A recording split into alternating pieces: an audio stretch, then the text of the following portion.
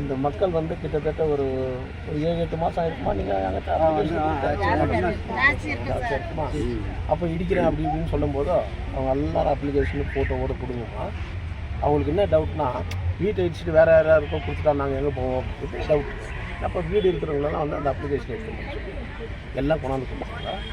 கோர்ட்டுக்கு மூவ் பண்ண விசாரிப்பாங்க. நான் கோர்ட்டுக்கு சொன்ன ஜட்ஜி கமிஷனருக்கு சொன்னேன், அது கெட் பை பண்ண வச்சுட்டேன்.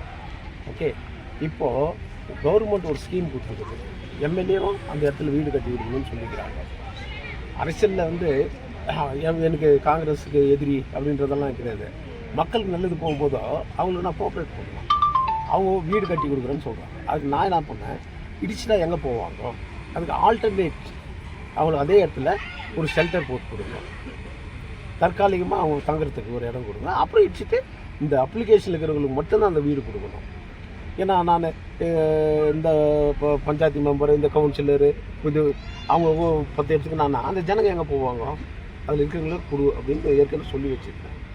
அவங்களும் ஒத்துக்குனாங்க, ஆல்டர்னேட்டிவ் அந்த இடத்துல கொடுக்குறோம் சார், அப்புறம் இடிச்சிட்டு நாங்கள் கட்டி கொடுக்குறோம். இப்போ இவங்க என்ன சொல்கிறாங்கன்னாக்கா, எங்களுக்கு ஒன்றும் வேணாம் சார், நாங்களே ரிப்பேர் பண்ணிக்கிறோம், நாங்களே அதில் இருந்துக்கிறோம், எங்களை டிஸ்டர்ப் பண்ணக்கூடாதுன்னு கமிஷனர் சொல்லிட்டேன். அந்த பணம் மிச்சம் ஆகுது இல்லை, அந்த பணத்தை வேறு வீடு கட்டு, இன்னும் எவ்வளோ பேர் வீடு இல்லாத இருக்கிறாங்களா அவங்களுக்கு கொடுத்துருவோம்.